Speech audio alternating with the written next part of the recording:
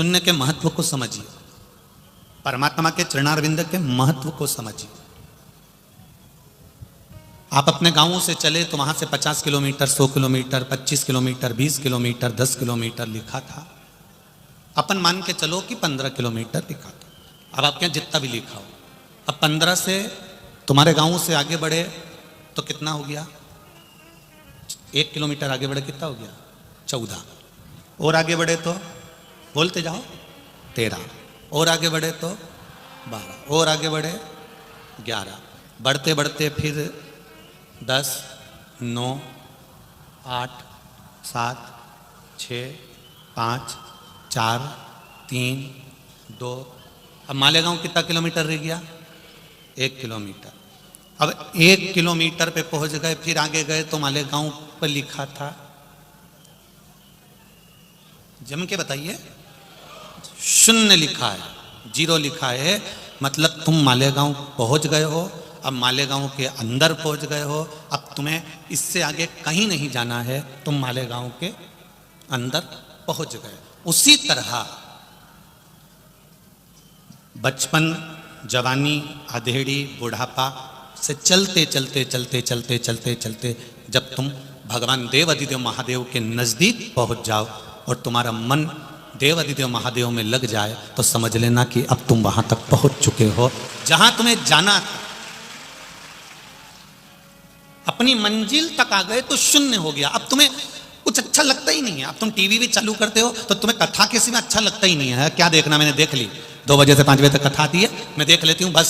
और अगर कथा टीवी पे नहीं सुन पाते हो तो मोबाइल पर सुनते हो। मतलब तुम्हें कुछ भी अच्छा नहीं लग रहा। मतलब अब तुम मालेगांव पहुंच चुके हो, मतलब तुम अब शंकर के हो चुके हो। तुम्हें कोई ज्यादा ज्ञान भी देता है तो तुमको ठीक नहीं लगता, कोई तुमको बहुत सारी बातें भी बताता है तो तुमको ठीक नहीं लगता। तुम्हें केवल एक ही बात आती है कि सारी समस्या का हल एक लोटा जल, इसके सिवाय तुम्हें कुछ नहीं आता। हम ना तो पढ़े हैं, ना हम लिखे हैं, ना हम कुछ जानते हैं, ना हम में विद्वत्ता है। हम तो केवल इतना जानते हैं कि वो महादेव हमारा है और हम महादेव के हैं। बस 0 प्राप्त हो गया। अब उस 0 पर हम पहुंच गए कि इसके बाद में कुछ भी नहीं है, कुछ भी नहीं।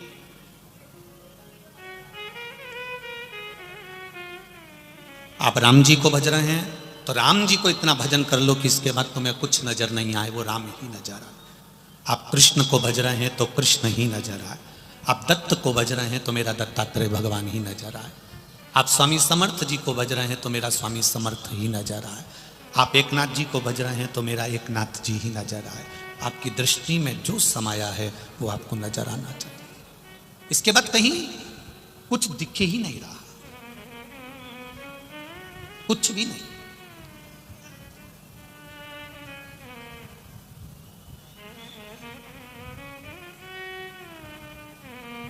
पैसे से दुनिया के सारे काम हो सकते हैं, सब कुछ हो सकता है।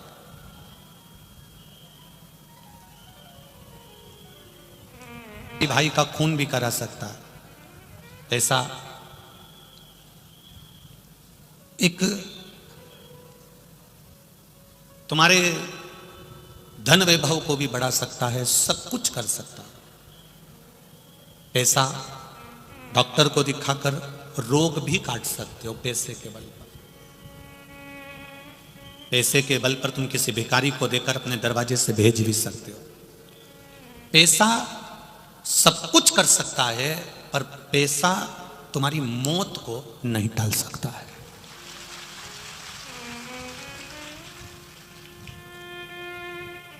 मौत पैसे से कभी नहीं टलती, मौत महाकाल के नाम से टल जाती है।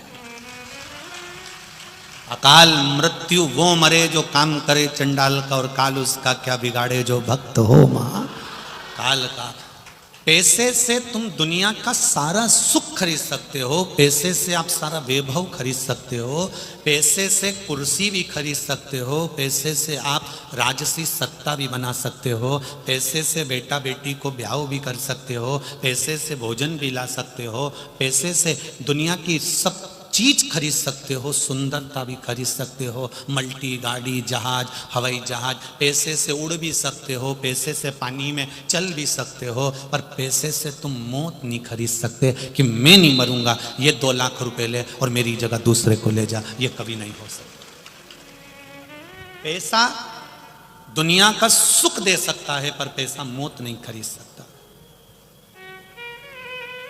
फिर जब मौत की घड़ी आती है, मृत्यु का जब समय आता है, पैसा लगाने वाला पैसा लगाता है, परिवार वाले सेवा करते हैं, तब उस जगह पर अलमारी में रखा हुआ धन काम नहीं आता। उस समय तुमने जो पुण्य करा होता है, तुमने जो सत्कर्म करा होता है, किसी भूखे को भोजन कराया, किसी प्यासे को पानी पिलाया, किसी की सेवा करी होती है, फिर वो तुम्हारा करा हुआ पुण्य उस वेंटिलेटर पर काम आता है और तुमको बचा कर लिया आता है। वो पुण्य वहां काम आएगा।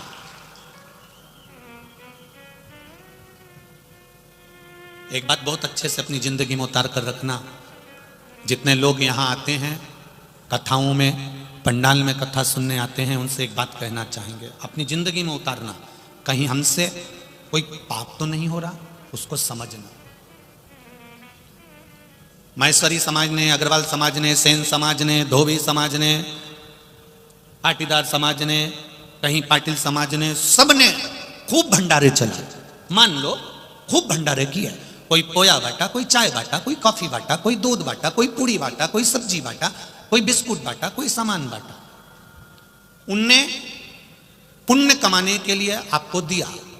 अब आपने लेने के बाद में थोड़ा सा खाकर पूरी भरी की भरी प्लेट अगर कहीं एक कोने में ले जाकर फेंक दी, तो तुम पुण्य कमा कर नहीं ले जा रहे हो, तुम पाप कमा कर ले जा रहे हो।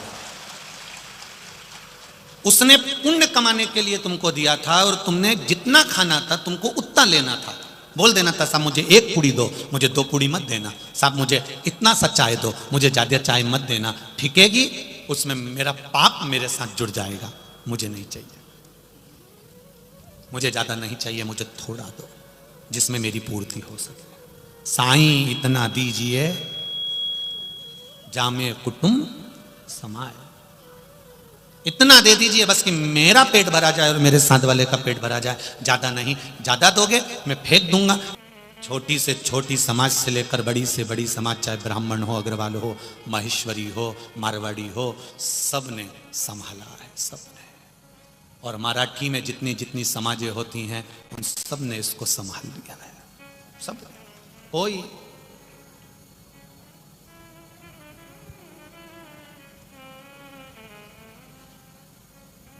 इसको कोई जान ही नहीं सकता कि यह शिव तत्व कैसा है। शून्य पर जब पहुंच जाओ तो समझ लेना कि आप स्थान तक पहुंच गए हो। घर से चले थे 50 था, चले 15 था, फिर आए 10 हो गया, 9 हो गया, घटते घटते शून्य पर आ गया। जब हमारा जन्म हुआ था तब हम कहीं और भटक रहे थे, फिर जवानी आई और भटके, जवानी के बाद अधेड़ी आई और भटके, बुढ़ापा आया, फिर एक जगह जाकर कुर्सी पर बैठ गए। उसी तरह समय का जो चक्र होता है ये हमको भटकाता रहता है। शिव महापुराण की कथा आपको कभी भटकने नहीं देगी। शिव महापुराण की कथा आपको एक स्थिरता प्रदान कर देती है कि अब आप भगवान के चरणों में पहुंच चुके हो, शून्य पर आकर बैठ गए हो, अब कहीं नहीं जाना, वो भोलेनाथ समान। क्यों पहनते हैं हम रुद्राक्ष? क्यों रुद्राक्ष को हम पहनते हैं? क्या देता है रुद्राक्ष हमको? 3 चीजें रुद्राक्ष प्रदान करता है। जब हम लाल धागे में रुद्राक्ष को पहनते हैं, कई लोग कहते हैं गुरुजी रुद्राक्ष पहनो तो गुरु मंत्र लेना पड़ता है, गुरु दीक्षा लेना पड़ती है। हम कहते हैं तुम्हें रुद्राक्ष मिल जाए और तुमने गले में पहन लिया तो श्री शिवाय नमस्तुभ्यम बोल के भी पहन लिया तो समझ लेना शंकर जी ने गुरु मंत्र दे दिया और शिव ने स्वीकार कर लिया। जाओ गुरु की शरणागति में, मना नहीं है, गुरु के पास जाओ, उसके पास बैठो, नमन करो, उनसे गुरु दीक्षा का भाव लीजिए, अपना सामर्थ्यता के अनुसार गुरु को कुछ दीजिए। जीवन शरीर दिया है, जब तक बन सके तब तक गुरु को दो, मना नहीं। रुद्राक्ष 3 चीजें प्रदान कर रहा है। एक, उत्तम स्वास्थ्य, गले में रुद्राक्ष पड़ा हुआ है, हार्ट कभी कमजोर नहीं होगा, हार्ट चलता रहेगा। एक प्रयास करना, एक बेलपत्री शिव पर चढ़ी हुई और उसका फल कितना होता है, उसका बल, उसकी भक्ति, उसका विश्वास, ब्रह्मा विष्णु महेश 64 योगनियां 33 कोटि देवी देवता एक बेलपत्री में होते हैं। और वह बेलपत्री हम हमारे साथ में क्यों रखते हैं? उत्तम फल के लिए, उत्तम सुख के लिए। कपड़े सिलने वाला दर्जी कोई बैठा हो तो उससे पूछना कि वो शर्ट में जेब हमेशा उल्टी साइड क्यों लगाता है, बाईं ओर लेफ्ट में शर्ट में जेब उल्टी साइड क्यों लगाता है? वो इस साइड जेब क्यों नहीं लगाता? वो हमेशा लगाएगा तो लेफ्ट हैंड में लगाएगा, क्योंकि दर्जी को मालूम है कि दिल यहीं पर है, और उसको यह मालूम है कि दिल यहां पर है तो ये मंदिर जाएगा, बेलपत्री चढ़ाकर बेलपत्री उठाएगा तो जेब में रखेगा, जो दिल के करीब रहेगी तो दिल का पावर बढ़ा देगा। एक बेलपत्री को या रुद्राक्ष को या तुलसी की माला को या तुलसी के दल को, भगवान को चढ़ी हुई कोई सामग्री कोई नीचे की जेब में नहीं रखता। रखता है क्या कोई? भगवान को चढ़ा हुआ कोई प्रसाद कोई नीचे की जेब में, ये मेरे भाई लोग जीन्स में मोबाइल रख लेंगे, चाबी रख लेंगे, पर भगवान की बेलपत्री को, भगवान के प्रसाद को, भगवान का सामान को नीचे नहीं रखेंगे, नीचे की जेब में नहीं रखेंगे, वो जेब में ऊपर ही रखेंगे। उसी तरह दर्जी को मालूम है कि दिल लेफ्ट में होता है, इसलिए उसने जेब भी लेफ्ट में लगाई कि भगवान का चढ़ा हुआ सामान, भगवान का प्रसाद, भगवान की सामग्री जब लेफ्ट की जेब में ये रखेगा तो थोड़ी देर दिल के पास में रहेगी, तो ये दिल को स्वस्थ बना देगी, ये बीमार नहीं पड़ने देगी, ये निश्चित है इसको ब्लॉक नहीं होने देगी। ये बेलपत्र का सुख है। एक रुद्राक्ष के 3 गुण बड़े विशिष्ट हैं। पहला, आरोग्यता देता है। दूसरा, हमारा विल पावर मजबूत कर देता है। हम जब भटकते हैं तो हमारे बल को एक जैसा कर देता है, एक जगह स्थिर कर देता है। जब आप कोई निर्णय नहीं ले पा रहे हो, 4-5 निर्णय में से एक निर्णय लेना है, तो रुद्राक्ष का जल शिव जी को चढ़ाकर थोड़ी देर पीकर श्री शिवाय नमस्तुभ्यम का जाप करना प्रारंभ करो। पंचाक्षर मंत्र नमः शिवाय बोलो, षडाक्षर मंत्र ओम नमः शिवाय बोलो, या जो मंत्र आप जपते हो, रामकृष्ण जो जपते हो उसका स्मरण करो। थोड़ी देर में आपका मन स्थिर हो जाएगा और एक जगह का निर्णय पूरा करा देगा। रुद्राक्ष हमें स्थिरता प्रदान करता है, आरोग्य दे रहा है, स्थिरता दे रहा है, और रुद्राक्ष हमको विल पावर दे रहा है, बल दे रहा है, सुख दे रहा है।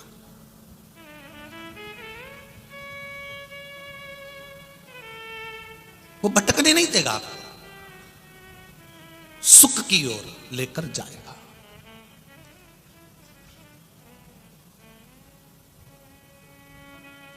बस रुद्राक्ष की कोई कीमत नहीं होती। शंकर भगवान के नेत्र अश्रु से प्रकट हुआ है, शिव ने निशुल्क दिया है, उसकी कोई कीमत नहीं, फ्री।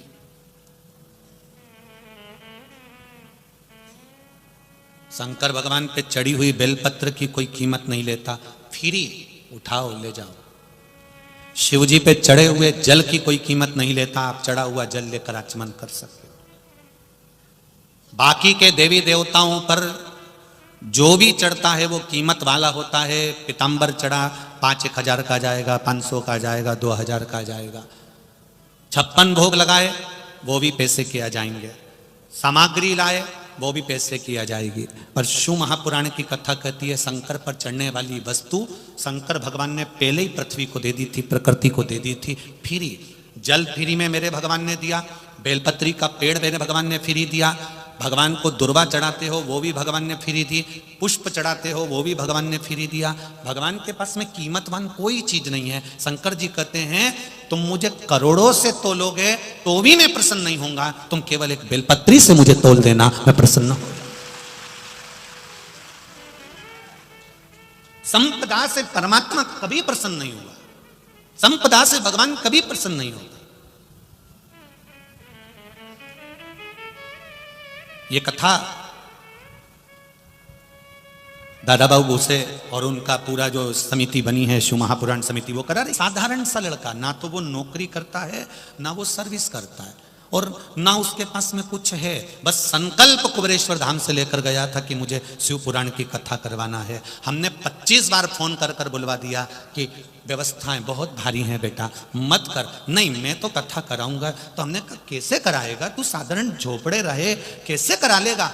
वो कहे नहीं, कथा तो कराऊंगा, चाहे कैसे भी कराऊं। वो कहीं साधारण सा काम करने वाला बेटा लड़का आज 2 तारीख से कथा करवा रहा है। आप मानेंगे नहीं, जैसे मेरे मालेगांव के लोग एकत्रित हो गए, ऐसे उस बेटे के लिए पूरा बालोदा बाजार एकत्रित हो गया। संकल्प आपका है, पर पूरा तो मेरा महादेव ही करता है। संकल्प आपका है, पूरा वही करता है। ये दादा बाबू भूसे जी को कथा नहीं मिली थी, ईमानदारी की बात बता रहा है। ये कथा दादा बाबू भूसे जी को नहीं मिली है। ये कथा उनके पुत्र आविष्कार को भी नहीं मिली है। ये कथा मालेगांव के किसी जितने भी सेवादार लगे इनको भी नहीं मिली है। ये कथा जब हम कहीं कथा कर रहे थे और गर्मी का समय था और सीहोर में पानी की कमी पड़ रही थी, तब उस समय पर अनीता माई दादा बाबू भूसे जी की धर्म पत्नी कहीं टीवी पर कथा सुन ली थी कि सीहोर में थोड़ा पानी की कमी है। ये खुद अपने ड्राइवर को लेकर गौशाला पहुंच गई। एक बोर लगाने वाले को फोन कर दिया, बोर वाला आ गया और गौशाला में बोर लगवाकर, बोर चालू करवाकर ये वापिस आ गई। तब तक नहीं मालूम था कि ये कथा करवाएंगे। बस इन्होंने भोलेनाथ जी से जरूर कहा था कि ये कथा हमारा माला गांव में हो जाए। तो ये कहीं पुण्य प्रबल होता है। हमको तो मालूम भी नहीं था कि ये बोर करवा के आ गए, हमको नहीं मालूम था। वो तो इनका फोटो टीवी पर अभी हाल देखा सीहोर के समिति ने, तब समिति वालों के यहां से फोन आया, ये तो वो ही है जो बोर लगा के गई थी। तब ज्ञात शिव तत्व इसी को कहते हैं। राज, सत्ता, पद, प्रतिष्ठा बहुत बार मिल सकती है, पर मेरे शंकर की भक्ति बहुत बार नहीं मिलती। मिल गई, मिल गई तो मिल गई। ये जितने बैठे हो ना और जितने धूप में तप रहे हो, चिलचिलाती हुई गर्मी धूप में तुम जो तप रहे हो, चिंता मत करना, टेंशन मत लेना। तुम सीहोर वाले महाराज को सुनने के लिए नहीं आए हो, ना दादा बाबू भूसे की कथा में आए, ना शिव पुराण समिति की कथा में आए हो। आप आए हो मेरे शंकर की कथा में। शंकर क्या देगा, मेरा भोलेनाथ क्या देगा, तो वही जान सकते। उसकी कृपा क्या होती है। ब्रह्मा जी ब्रह्मलोक में रहते हैं, भगवान विष्णु बोलो जम के वैकुंठ में रहते हैं। इंद्रलोक, मृत्युलोक का देवता कौन है? देव अधिदेव महादेव, क्योंकि कैलाश पर रहता है, नहीं नीचे ही पृथ्वी पर रहता है। हमने पहले भी कहा, एक बहू पूना मुंबई में रहती है और एक तुम्हारे पास में रहती है। तुमको तकलीफ होगी तो सबसे पहले कौन सी आएगी? जम के बोलो जरा, पास वाली। भले तुम्हारी उससे नहीं बनती, फिर भी खड़ी तो हो जाए। और तुम कितना भी फोन लगा लो पूना वाली को, मुंबई वाली को, वो पूना वाली कहेगी मम्मी मैं डॉक्टर को भेज दूं, बस इतना कर सकती है, पर आके खड़ी नहीं होगी। आएगी कब?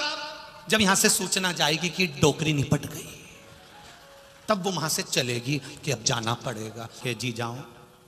तुम और अच्छे से समझ लो, फेसबुक पर, व्हाट्सएप पर, ट्विटर पर, इंस्टाग्राम पर तुम कितने भी फ्रेंड बना लो, चाहे तुम कितने भी तुम्हारे फॉलो करने वाले बढ़ा लो, पर गैस की टंकी जब खत्म होती है तो पड़ोसी ही याद आता है। फेसबुक वाले फ्रेंड याद आएंगे क्या? वो आके टंकी देंगे क्या? ट्विटर वाले आके टंकी देंगे क्या? इंस्टाग्राम वाले आके टंकी देंगे क्या? क्योंकि दूर के ढोल सुहावने हैं, पर गैस की टंकी खत्म हुई फेसबुक, इंस्टाग्राम, ट्विटर, जितने फ्रेंड तुमने बनाए हैं मोबाइल पर, वो सारे फ्रेंड तुम्हारे फ्रेंड ही रहेंगे। पर जो पड़ोसी है, तुमने जाकर कहा काका जी टंकी है क्या? हाँ बेटा रखी, ले जा। काम कौन आया? वही पास वाला। उसी तरह तुम्हारी मर्जी पड़े जिसको भजो, पर अंत समय और वचन दिया तुम भज लो, तुम्हारी मर्जी पड़े उसको भजो, तुम्हारा मन करे उसको जपो, पर अंत समय में टंकी तो। इंस्टाग्राम, फेसबुक, ट्विटर ये सब बाद में आएंगे। पहले मेरा दौड़कर नंदी पर चढ़कर मेरा महादेव तुम्हारे पास खड़ा मिलेगा, एक क्षण में तुम्हारे सम्मुख में मिलेगा। आ गए राजा श्वेत शिव मंदिर में पूजन कर रहा है, प्राण छूट रहे हैं, अंतिम क्षण था, मरना था। यमराज ने आकर अपने दूतों को कहा उठा लो। यमदूत उसको ले जाने लगे तो इतने में चित्रगुप्त महाराज कह रहे हैं रहने दो मंदिर में। नहीं नहीं उठाओ। राजा श्वेत का अंतिम समय चल रहा था। कार्तिकेय बाबा ने आकर राजे या जितने यमदूत थे उनको भगा दिया मारकर। सब नीले पीले हो गए, सबको दोष दिया, खूब दोचा, खूब मारा। कोई की आंख बेकार हो गई, कोई का मुंडा बेकार हो गया, पूरा जितना मेकअप करके आए थे सब धुल गया, सब। कोई की यहाँ काली पड़ी गई, कोई का 2-4 दांती निपटी गया, कोई के बाल खड़े हो गए। ऐसा भयंकर सा रूप रखकर सब यमराज के पास पहुंच गए। यमराज ने पूछा कहां गए थे? राजा श्वेत को लेने गए थे, आज उसके मरने का दिन था, अभी यही क्षण। तो फिर खाली हाथ आ गए? यमदूतों ने कहा कहां खाली हाथ आए, एक निपटा के आए। अब ये खाली हाथ कौन आया? तो राजा श्वेत नहीं मिला तुमको? राजा श्वेत हम गए थे, पर वो कार्तिकेय बाबा ने हमको भगा दिया, कार्तिकेय बाबा ने हमको मार कर भगा दिया। यमराज ने कहा चिंता मत करो, मृत्यु देवी को भेज दिया, जा डायरेक्ट टूटमान हो जा, मार दे। शंकर भगवान प्रकट होकर उसी को मार दिया। अब मोती मर गई। अब आए यमराज, उनको भी भगवान ने मार दिया। सूर्य नारायण भगवान की आंख में जल भर गया, मेरा बेटा चले गया, मेरी पोती चली गई। भगवान विष्णु को लेकर पधारे। भगवान नारायण ने पूछा भोलेनाथ जी ये क्या करा आपने? यमराज को मार दिया, मृत्यु देवी को मार दिया। शंकर भगवान बोले भगवान विष्णु से, नारायण पहले एक बात बताइए, आपके घर में मालूम पड़े कोई सामान रखा है? अब समझना मेरी बहनों, माताओं, जीजियों, तुम्हारे घर में फ्रिज रखा है और कोई आया और तुम्हारा फ्रिज उठा के ले गया, तुम कुछ बोलोगी नहीं? अरे बोलो तो। तुम बैग लेकर आई हो, तुम्हारा बैग कोई ब्रह्मा का है, इंद्रलोक इंद्र का है। भगवान शंकर कहते हैं मृत्यु लोक मेरा है, मेरे घर में से किसको उठा कर ले जा रहा है पहले मुझे बताना तो चाहिए। मेरे घर का फ्रिज उठा के ले जा रहा है और बताया तक नहीं, तो तुमने इनको मार क्यों दिया? बिना पूछे ले जा रहे थे, तो उसके मरने का समय आ गया था। भगवान विष्णु ने कहा, शंकर भगवान बोले मैं नहीं जानता कि मरने का समय कब आया, पर वो मेरे पूजन कर रहा था, शिवलिंग पर जल चढ़ा रहा था, पूजन कर रहा था। फिर कहा शिवलिंग की पूजन नहीं कर रहा था, शिवलिंग के पास में पोछा लगा रहा था, झाड़ू लगा रहा था। शंकर जी ने कहा भले कुछ भी कर रहा था, पर मेरे मंदिर के अंदर तो था, मेरे सामने तो था। और ना जाने कितनों के चढ़े हुए जल जब भूमि पर गिर गया था, उसे फेर तो हाथ ही रहा था, स्पर्श तो कर रहा था। क्या चाहते हो? शंकर भगवान ने कहा एक ही चीज चाहता हूं, जब भी पृथ्वी पर किसी को उठाने आना, किसी को मृत्यु देना, तो पहले उठाने से पहले मुझसे पूछ लेना कि ले जाऊं, मैं क्यों ले जा, तो ले जाना। अगर शर्त मंजूर हो तो इसको जिंदा करूंगा, नहीं तो गया ये। सूर्य नारायण भगवान बोले आपकी मर्जी, यमराज को जिंदा कर दिया, मृत्यु देवी को जिंदा कर दिया। यमराज ने संकल्प ले लिया मृत्यु लोक में जब भी आऊंगा, अगर कोई महाकाल का गुणगान कर रहा होगा, शिव की आराधना में डूबा हुआ होगा, तो उसके पास बाद में जाऊंगा जब वो अनुष्ठान से, पूजन से, भजन से दूर हो जाए। मेरा शिव क्या देता है? आप अपनी चित्तवृत्ति, अपना मन, अपना दिल, अपना हृदय उसको दे दो, वो तुम्हारा हो जाए और तुम उसके हो, तुम उसके हो। महाराज कितनी विचित्र परमात्मा ने ये सृष्टि बनाई है। इसमें करोड़ों की दौलत दे दी है, रतन दे दिए, माणिक दे दी, मोती दे दिए, सोना दे दिया, चांदी दे दी, करोड़ों की संपदा इस प्रकृति को, इस भूमि पर भगवान ने देकर रखी। ऊपर वाले ने, महादेव ने, मेरे भोलेनाथ ने सृष्टि बनाई, करोड़ों की चीज इसमें दे दी, पर एक भी चौकीदार नहीं दिया। दिया क्या? एक भी चौकीदार नहीं दिया। और भगवान से पूछा गया, इतना खजाना दिया, सोना चांदी हीरा पन्ना सब पृथ्वी को दिया, फिर चौकीदार क्यों नहीं दिया? यहां लोग इतना कमाएंगे, कितना कमाएंगे, कितनी दौलत, लोगों के पास में कितना सोना चांदी हीरा पन्ना दौलत, गाड़ी बंगला फार्म हाउस ढेर पड़ा है, कितना दौलत, कितनी, देखो जरा कितनी दौलत। भगवान से कहा कि तुमने इसमें कोई चौकीदार नहीं दिया कि किसको कितना देना था? भगवान बोले मेरे को चौकीदार देने की जरूरत ही नहीं है, कितनी भी दौलत इकट्ठी कर ले, आखिरी में खाली हाथ ही मेरे पास आएगा, सब नीचे ही पटक आएगा, लेकर कुछ नहीं जाएगा, तो टेंशन क्या करना मुझको। इसके बाद जो आएगा वो संभालेगा, वो छोड़ेगा, फिर दूसरा आएगा वो संभालेगा, वो छोड़ेगा, फिर आएगा, फिर वो संभालेगा, वो छोड़ेगा।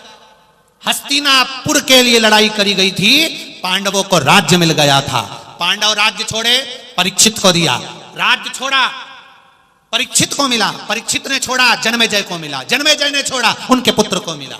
छोड़ छोड़ के सब जाके चले गए। सोना चांदी, हस्तिनापुर, हीरा मोती, गाड़ी बंगला सब यहीं रह गया, अपन तो गए,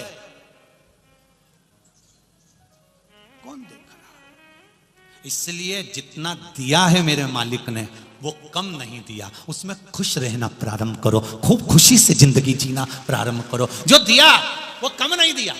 कभी मत रोना मेरे पास कम है, उसके पास ज्यादा है, कभी मत रोना। भगवान से शिकायत भी मत करना कि मुझे करोड़पति बना दो, मुझे धनपति बना दो, मुझे वैभवपति बना दो। भगवान से कहना तुम्हारे चरणों का दास बना दो, क्योंकि तुम्हारे चरण में रहूंगा। तू कुबेर भंडारी है, तू कुबेरेश्वर महादेव है, तू लक्ष्मी को भी लक्ष्मी देने वाला, तू नारायण का कर्जा चुकाने वाला, तू कुबेर के भंडार को, चोर को भी कुबेर बनाने वाला है। तू साधारण नहीं, मेरा कुबेरेश्वर महादेव है, तू साधारण नहीं है। केवल तेरे चरणों का दास बना लेगा तो भी मेरे पास सब आ जाएगा। तेरी कृपा चाहिए, तेरी दया चाहिए। प्रथम सुख निरोगी काया, बस ये शरीर अच्छा रहे तो मैं चने भी खा लूंगी और मूंगफली का दाना भी खा लूंगी। और नी शरीर ही अच्छा नहीं रहेगा तो मेरी बहू कॉफी बना बना के पी जाएगी और मैं पलंग पे बैठी बैठी कहती रहूंगी एक गिलास गर्म पानी ला दे, इसके सिवा कुछ नहीं। वो कॉफी पी रही, वो किराना का ठंड का लड्डू, अभी ठंड में बनता है, हम जब ठहरे ना अग्रवाल जी के यहाँ, उनने भी बना के हमारे कमरा में भेजा, किराने का ठंड का लड्डू। कब तक खा सकते हो? जब तक शरीर पचा ले। और नहीं तो मालूम पड़े आधा लड्डू खाया, 4 दिन घर से बाहर ही नहीं निकला। पूछा क्या हुआ? कुछ नहीं, बस यही गुड़गुड़ गुड़गुड़ करे। क्या खाया था? बस वो लड्डू खाया था। अब वो लड्डू कभी इधर आ रही है, कभी इधर आ रही है। उस लड्डू में पीस के जितना उसमें गोंद मिलाई थी, बादाम मिलाई थी, काजू मिलाई थी, किशमिश मिलाई थी, कहीं किशमिश इधर रह गई, बादाम इधर, काजू इधर। अब कभी इधर से काजू बादाम को चिल्लाता है, उधर वक्त तो बादाम इधर आ जाती, कभी काजू इधर आ जाता। अब उसके बाद उसने कसम खा ली कभी लड्डू नहीं खाऊंगा।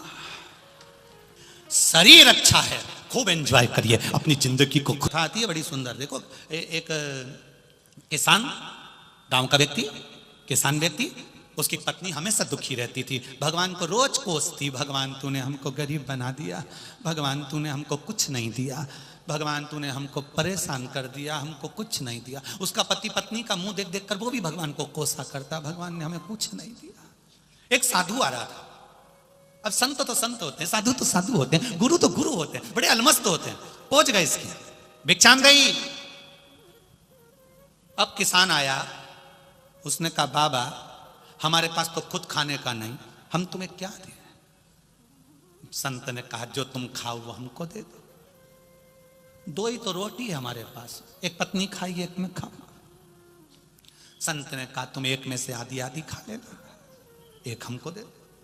बाबा फालतू की बात है, हम भगवान को नहीं मानते, तुम तो जाओ, हमारे पास में कुछ नहीं। संत ने कहा ऐसा मत बोल, तेरे पास में कुछ नहीं। तो क्या है, आके अंदर देख लो। इसको गुस्सा आ गया, आओ अंदर आके देख लो हमारे पास में क्या है। देखो, परमार्थ से बड़ी दौलत कुछ नहीं होती। भूखे को भोजन कराना, प्यासे को पानी पिलाना, किसी जरूरतमंद को जरूरत की सामग्री देना, इससे बढ़कर कोई पुण्य नहीं है। हमें नहीं चाहिए पुण्य बाबा, हमारे पास कुछ भी नहीं है। संत ने कहा तुम्हारे सामने ये गाय खड़ी तो है, ये गाय खड़ी तुम्हारे सामने, तो इस गौ माता का क्या करूं? वो कुछ मत करो, गाय को दूसरी रस्सी से बांध दो। इसकी जो रस्सी है ना, चेन, वो अच्छी है, उसको ले जाकर बेच दे। बेचकर पैसा ला और धन लेकर आने के बाद में लोगों को भोजन करा। उससे क्या होगा? करके तो देख।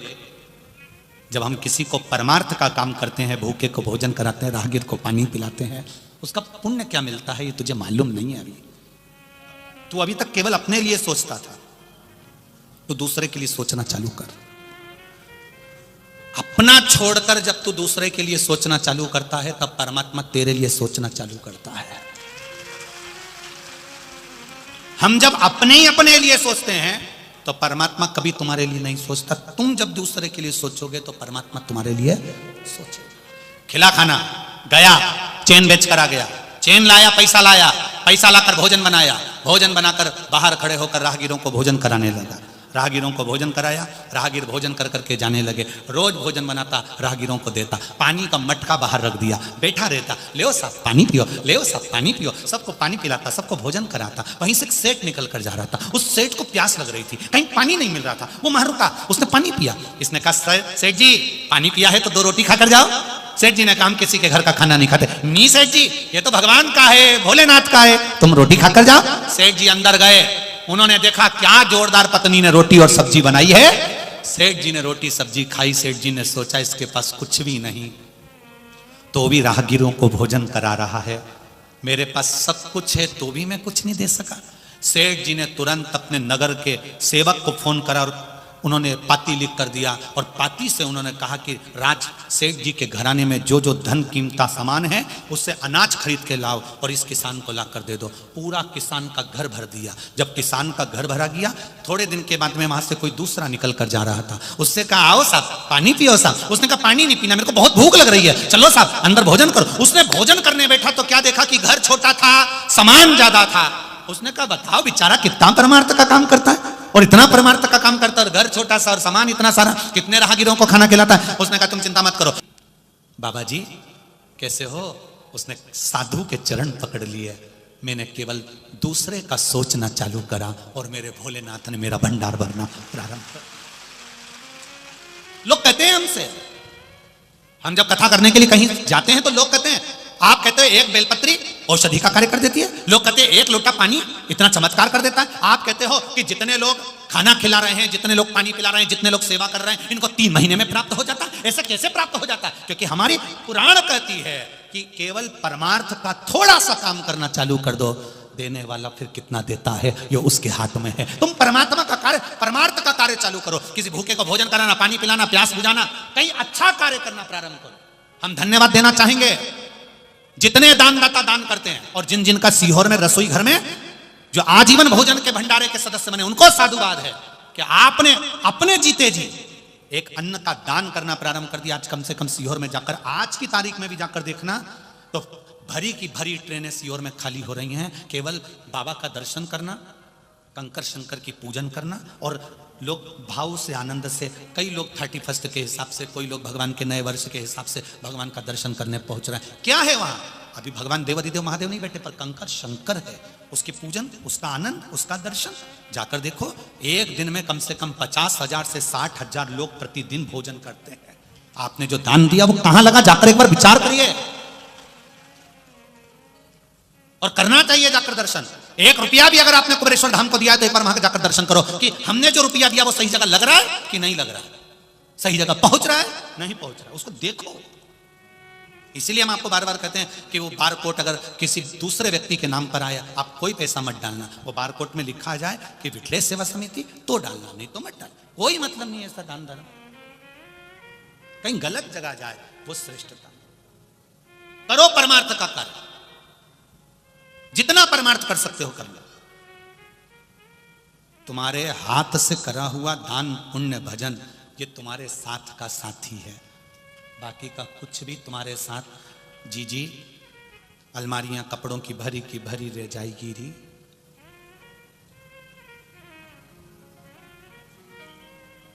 मालेगांव में अपना बना हुआ बंगला तो रह ही जाएगा, अपन ऊपर कौन से बंगले में रहेंगे।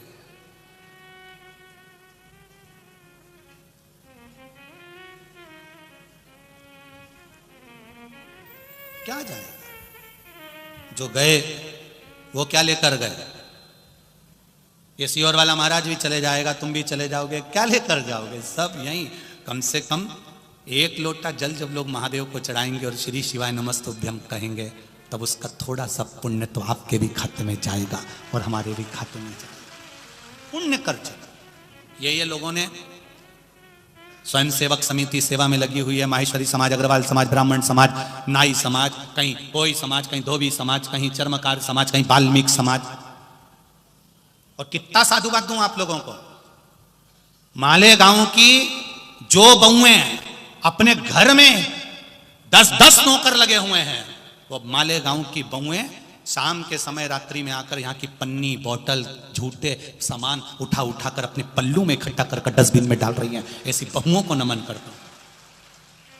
नवयुवक बेटे, नवयुवक लड़के जिनकी शर्ट और जीन्स की क्रीज खराब हो जाए, वो कहीं दूसरी जगह ना जाए, ऐसे नवयुवक लड़के, नवयुवक बेटे गाड़ी पर अपनी धर्मपत्नी को साथ लेकर यहां आकर रात के समय पर सेवा कर कर जाते हैं। दिन में अगर दुकान संभालते हैं तो रात में सेवा करते हैं, एक बटोर के डस्टबिन में ले जाकर डाल देते हैं। धन्यता है आपकी, पुण्यमय हो आप, साधुता आपको, बहुत बहुत साधुता है। मैं क्या गुणगान करूं, क्या गुणगान करूं।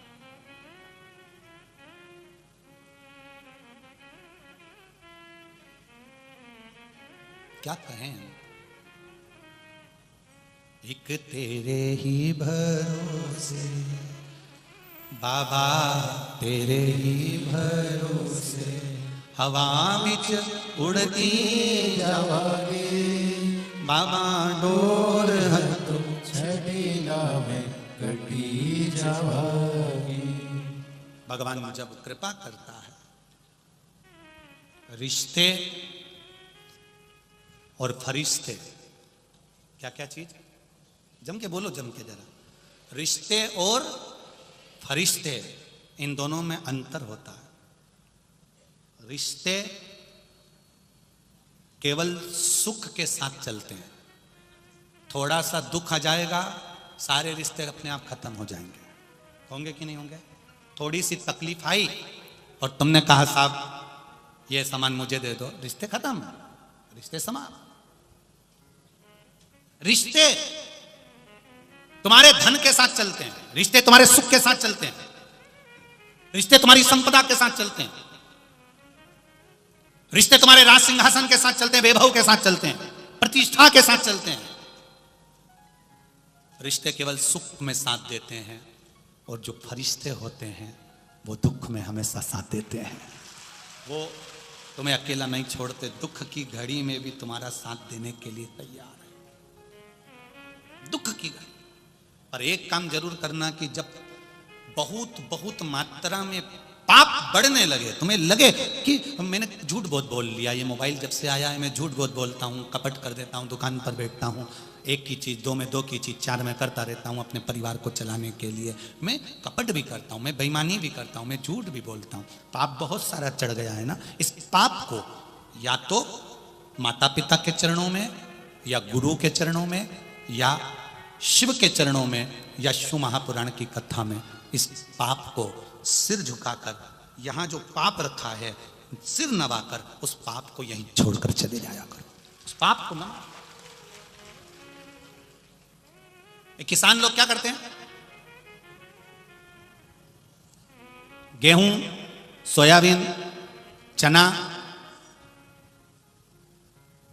मूंग, उड़द, अरहर, तुअर, जो भी किसान बोता है, कपास, जितना काम का होता है बोने के लिए होता है उतना किसान अपने पास रख लेता है। और बाकी का सारा की सारा कहां ले जाता है? सब्जी वाले की दुकान पे, तो मंडी कहां लेकर जाएगा? व्यापारी के पास, मंडी लेकर जाएगा। गेहूं ज्यादा हो गया, फसल ज्यादा हो गई, कपास ज्यादा हो गया, सोयाबीन ज्यादा हो गया, तो कहां लेकर गया? बोलो बोलो, जम के बोलो जरा।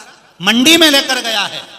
जब फसल ज्यादा हो जाती है तो मंडी ले जाकर उंडे ली जाती है, वो गाड़ी में भरकर नीचे डाली जाती है। फसल ज्यादा हो जाती है तो मंडी में ले जाया जाता है, और पाप जब ज्यादा हो जाता है तो मंदिर में ले जाया जाता है। ये निश्चितता।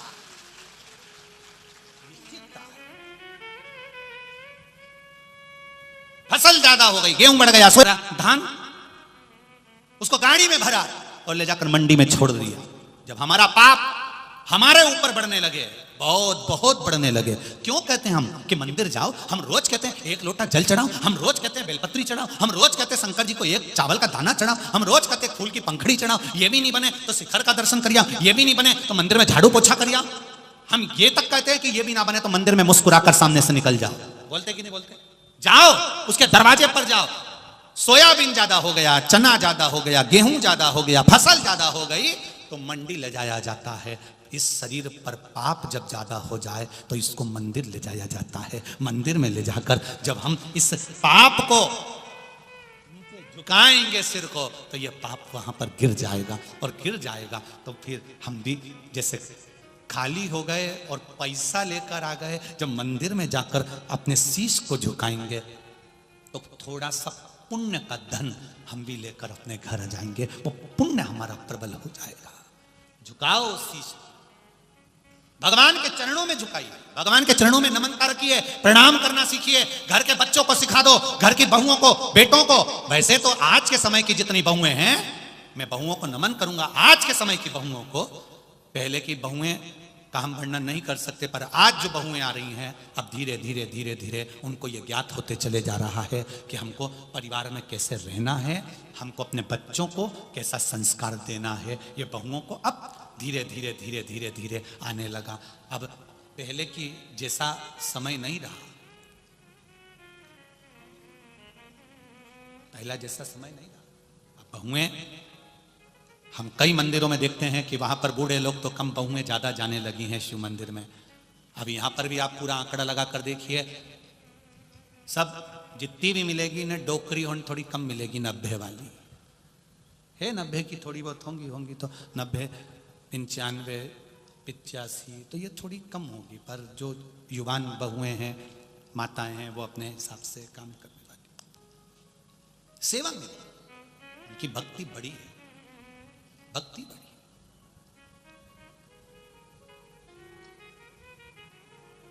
और जब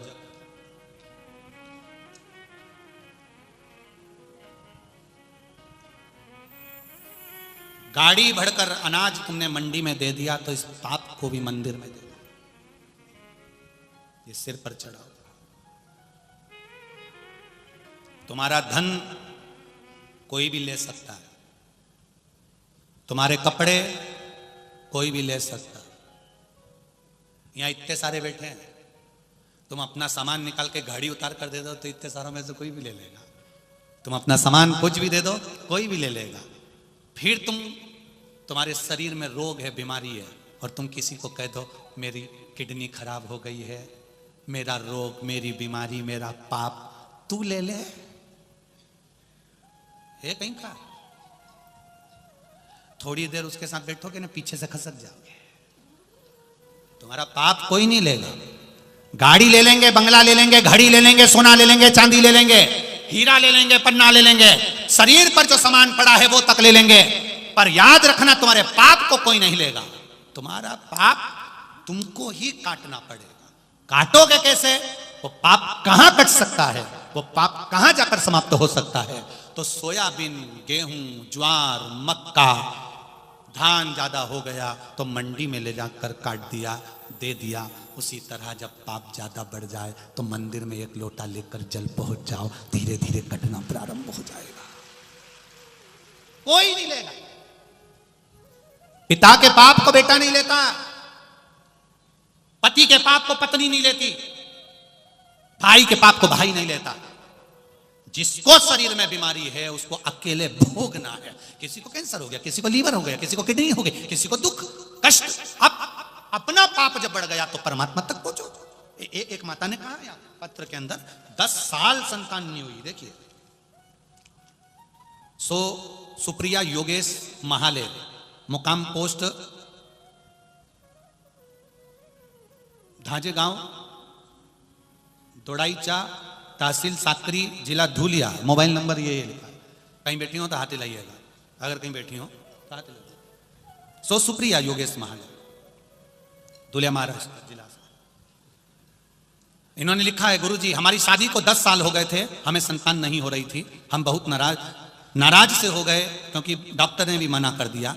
डॉक्टर को दिखाया, उन्होंने मना कर दिया कि संतान का सुख नहीं है। टेस्ट भी करवाया, उसका कोई फायदा नहीं हुआ। जब हमको लगा तो हमने कथा सुनना प्रारंभ कर दी टीवी पर।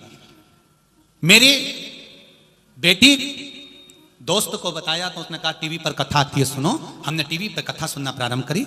सियोर वाला महाराज कथा करता है, हम कथा सुनते हैं। 15/8/2022 को हमने कथा सुनकर मोबाइल पर ही भगवान से बस प्रार्थना करी, बाबा कृपा करना। सियोर वाला महाराज जी, आप उस दिन कह रहे थे कि शिव के सामने सिर झुकाने से पाप नीचे गिर जाता है और पुण्य सिर में चिपक जाता है। हमने केवल मोबाइल पर कथा सुनते सुनते कह दिया, मेरे सारे पाप आप काट दो। इसमें एक लाइन उनने लिखी है, आप बोलते हो, भोला सब दुख आप भी बोल लो, भोला सब दुख काटो। केवल मोबाइल पर ये लाइन मैंने सीख ली और मैं बोलना चालू कर दी। 15/8/2022 को मैंने पहली बार कथा सुनी और तभी मैंने संकल्प ले लिया, मैं आंकड़े की जड़ कमर में बांधूंगी। बाबा से प्रार्थना किया।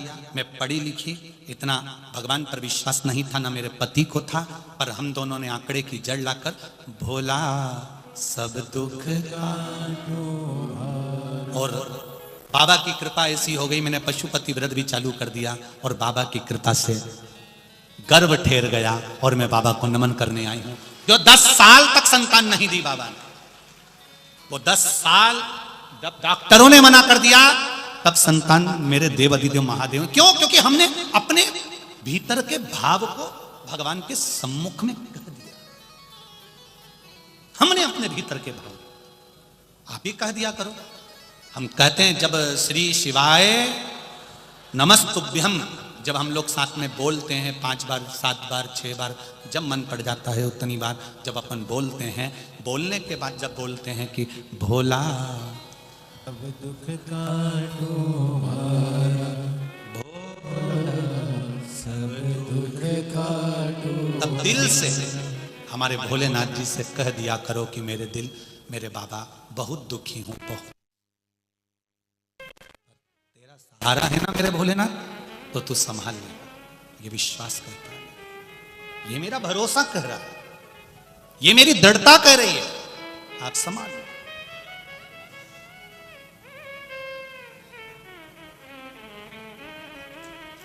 ये मेरा विश्वास करता है। शिव महापुराण कह रही है,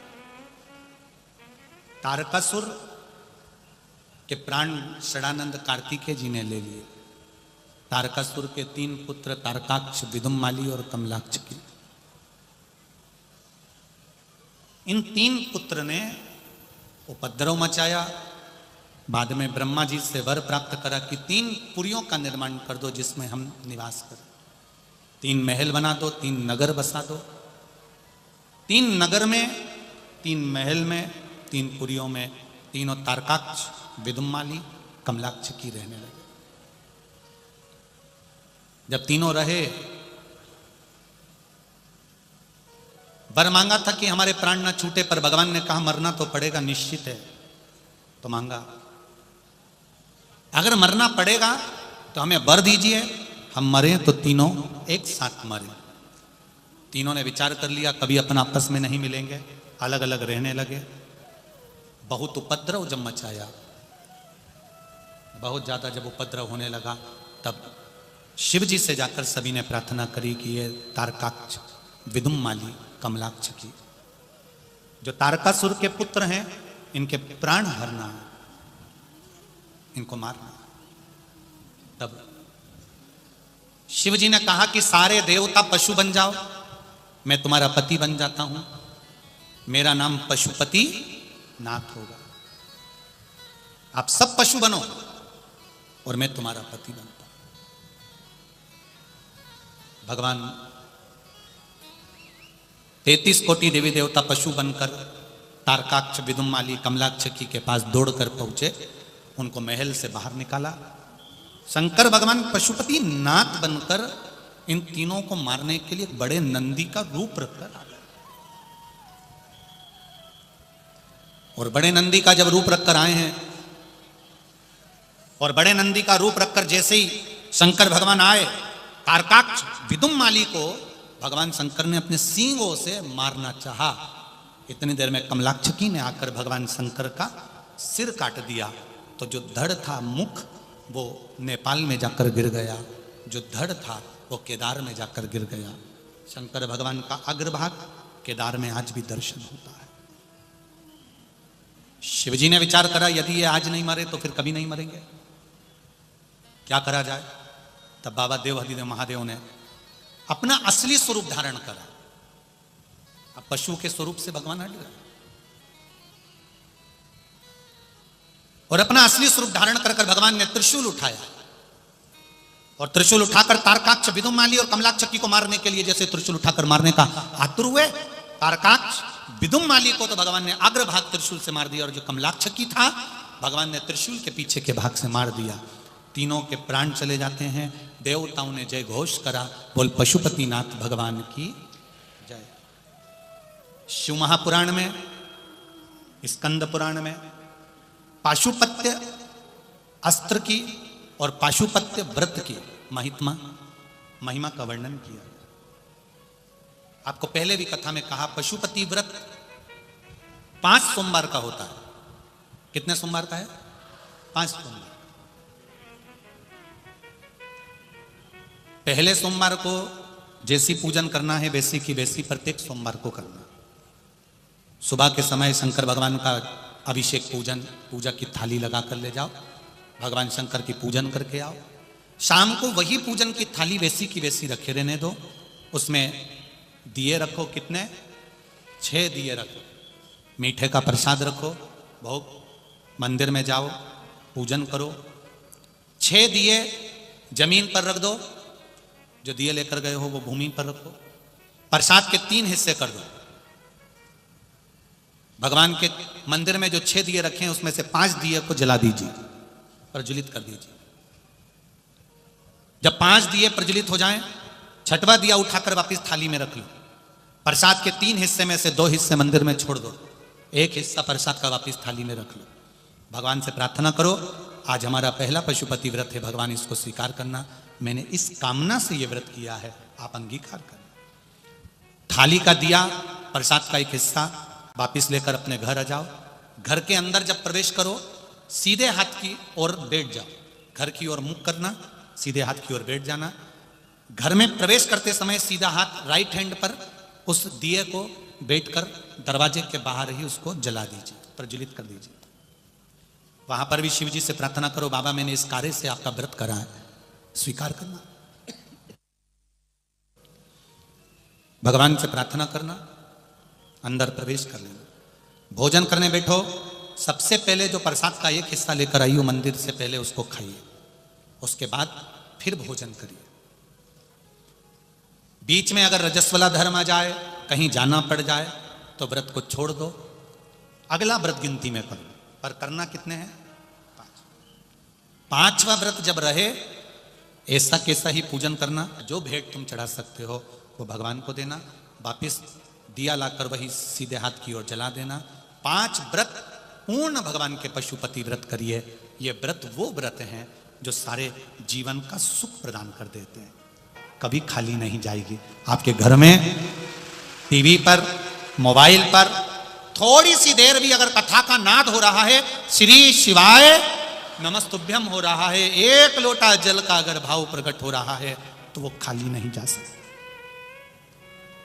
वो खाली नहीं जाए। शिव तत्व खो जाओ। हमने ये कभी अपने वाणी से नहीं कहा कि आप हमारे यहां आओ, हम हमेशा इस वाणी से और व्यासपीठ से कहते हैं कि शंकर के द्वारे जाओ। वो है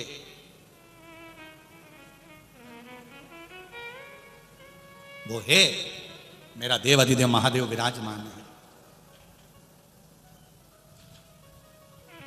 अपन छोटा सा बच्चा जब रोता है, छोटा सा बच्चा जब जिद करता है, छोटा सा बच्चा जब रोता है तो आप लोग क्या कहते हो?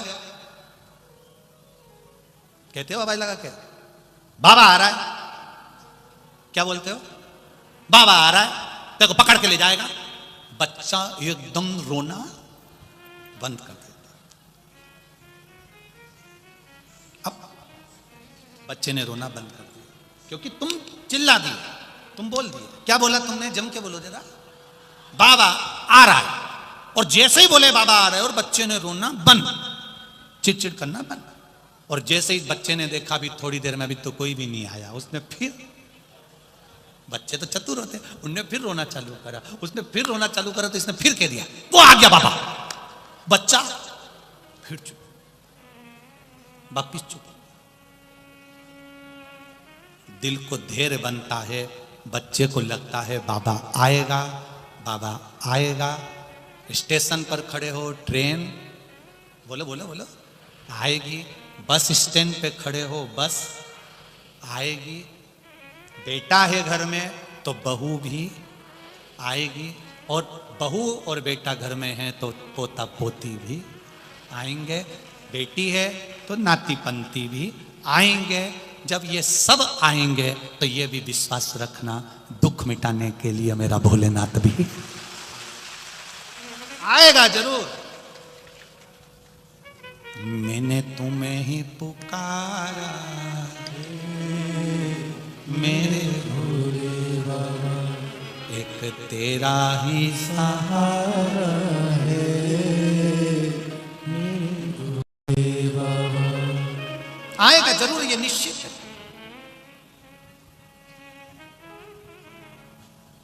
फ्रिज नहीं था तुम्हारे घर में, आया कि नहीं आया?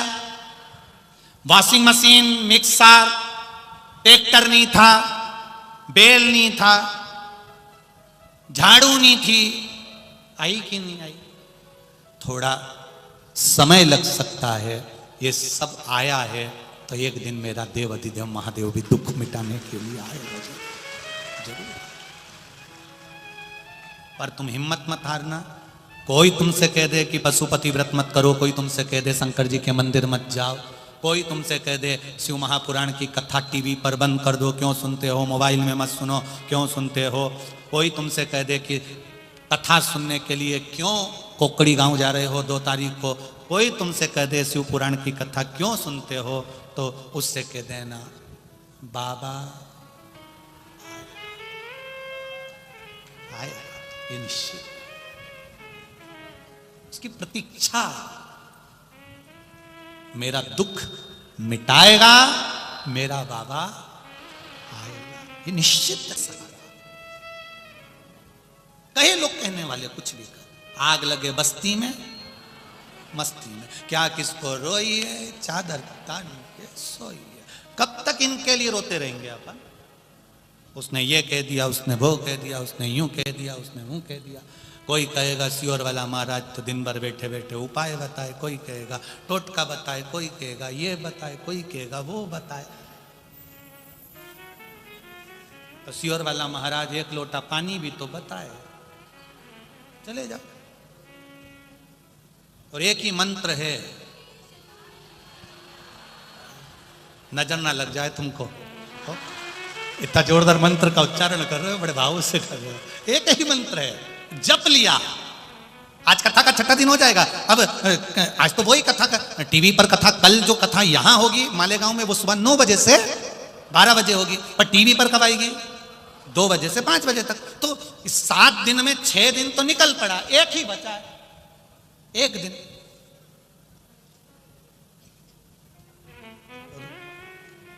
उसमें भी आप बाबा से विनती कर कर कि बाबा एक दिन की कथा हो रही है, मालेगांव की कथा है, पास में रह रही हूं, ऐसी कृपा कर देना। मैंने सुना है मेहमान जो हमारे घर में आते हैं वो रोज हमारे घर के बच्चे को 50 रुपए नहीं देते हैं, पर मेहमान जब जाते हैं तब 50 रुपए बच्चों को पकड़ा के जाते हैं। भोलेनाथ भी जाते जाते क्या पकड़ा कर जाए इसका ठिकाना नहीं, इसका भरोसा नहीं। कल वो भी जाएगा, दोपहर में सुबह 9 से 12 बजे तक कथा पूर्ण हो जाएगी। मेरा बाबा फिर चला सीहोर कुबेर भंडारी। ये तो कुबेरेश्वर है। लोग कहते गुरुजी ये क्या है, हमने कहा ये कुबेरेश्वर है, सीहोर से चलता है, जनमानस का कल्याण करता है, जहां जाता है वहां अंबारियां लगा देता है। वो फिर चल ये इतने इतने पत्र, इतना प्रेम और रखे हैं, निकालूं?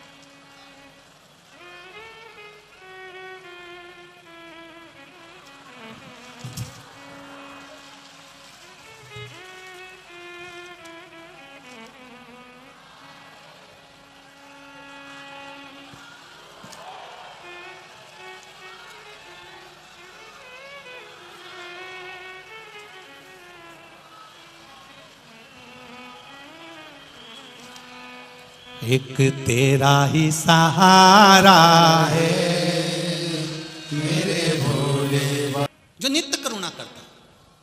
आप केवल दिल से पुकारो उसको, और जिस दिन तुमने दिल से पुकार लिया, दिल से एक लोटा जल चढ़ाना प्रारंभ कर दिया, एक बेलपत्र देवाधिदेव महादेव को चढ़ाना प्रारंभ कर दी, उस दिन एक पत्र तुम्हारा भी किसी व्यासपीठ पर रखा हुआ मिलेगा, ये निश्चित है।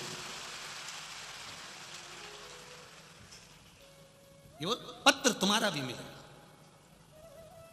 और एक बात कहने में पीछे नहीं हटूंगा, जितने लोग यहां कथा सुनने आए हो, तुमने जब से कथा सुनना चालू करी, भले टीवी पे करी हो, चाहे मोबाइल पर करी हो, चाहे पंडाल में बैठकर करी हो, जितने भी साल से कर रहे हो, ये मेरा विश्वास कहता है तुम्हारा कोई ना कोई काम मेरे महादेव ने जरूर करा होगा, नहीं तो तुम यहां पहुंचते ही नहीं। तुम यहां नहीं पहुंचते, वो तो मेरे महादेव ने कोई काम ऐसा करा है जिसके कारण तुम यहां कथा तक भी 500 रुपए का पेट्रोल खर्च करके, गाड़ी करके, ड्राइवर करके, पूरा खर्चा करके यहां पहुंचे हो। नहीं तो तुम तो अपनी बहन के घर शादी में नहीं जाओ। तुम अगर यहां पहुंचे हो तो कुछ तो मेरे बाबा ने कृपा करी। बोल बम का नारा है, बाबा एक सहारा है, उसका सहारा बना रहे, उसकी कृपा दृष्टि हम जैसे जीवों पर बनी रहे, और हम उसके दरवाजे तक जाते रहें। जब जब वो पुकारे तब तब हम दौड़ के उसके द्वार तक जाएं, उसकी चौखट तक जाएं। जब 16 फरवरी से 22 फरवरी तक रुद्राक्ष उत्सव हो सीहोर में, रुद्राक्ष लेने के भाव से मत आना, सेवा करने के भाव से आना कि हमको वहां जाकर पूड़ी बेलना है, वहां सफाई करना है, वहां संभालना। दूसरे महाराजों जैसे हमारे पास में बहुत सारे कार्यकर्ता नहीं है कि वो संभाल लेंगे। हम तो उसके भरोसे पर कथा करते हैं, रुद्राक्ष उत्सव भी उसके भरोसे पर करते हैं। विश्वास है पूरे भारत में से कार्यकर्ता आएंगे और काम करेंगे, वो नहीं करेंगे, उनको महादेव पकड़ कर लाएगा, करवाएगा और महादेव वापिस ले जाएगा। बहुत सारे हलवाई मलवाई हमारे पास में नहीं है कि वो भोजन बनाएंगे, तुम्हें ही बनाना है, तुम्हें ही खाना है, कोई दूसरा नहीं करेगा। इस बार का भले रुद्राक्ष उत्सव हम एक साथ में भोजन बनवा के कर देंगे, पर आने वाले समय में 2-1 साल बाद जब भी रुद्राक्ष उत्सव करेंगे तो उसमें महाराष्ट्र का टेंट, गुजरात का टेंट, सबका टेंट अलग अलग लगवाएंगे। उनके टेंट वाले भी खुद ही आएंगे, महाराष्ट्र वाले खुद लगाएंगे, खुद बनाएंगे, खुद खाएंगे और खुद जाएंगे। हम कुछ नहीं करने वाले। गुजरात वाले आएंगे तो गुजरात का टेंट लगाएंगे, छत्तीसगढ़ के आएंगे छत्तीसगढ़ का टेंट लगाएंगे, जो जहाँ से आया जगह देंगे, टेंट की थोड़ी व्यवस्था देंगे, बाकी का भोजन भंडारा, सूखा सामान, आटा चावल दाल सब तुमको दे देंगे। तुम खुद ही बनाओ, खुद ही खाओ और अपने वो लोग को भी खिलाओ। इतनी व्यवस्था कि जम रही होते मालेगांव वाले जिनने तुमको झेल लिया, ये तो तुम्हें झेले।